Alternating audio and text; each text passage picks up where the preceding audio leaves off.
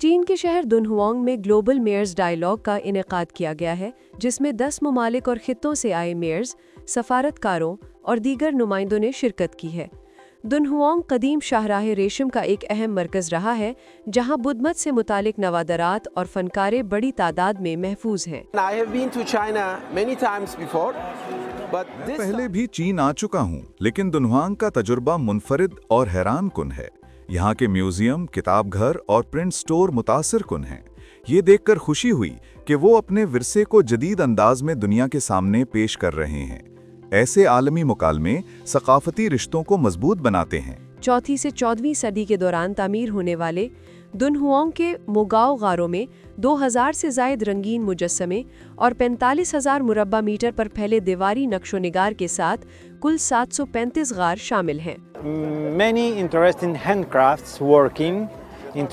یہ دیکھ کر خوشی ہوئی کہ دنہوانگ نے اپنے ورثے کو فروغ دینے کا منفرد طریقہ اپنایا ہے۔ موگاؤ غاروں کے رنگ اور نقش و نگار ہاتھ سے بنے فنکاروں، کتابوں اور دیگر اشیاء میں جھلکتے ہیں۔ یہ ایک ذہانت بھرا اور تخلیقی طریقہ ہے۔ دنہوانگ طویل عرصے سے عالمی ورثے کے تحفظ کی نمایاں مثال ہے۔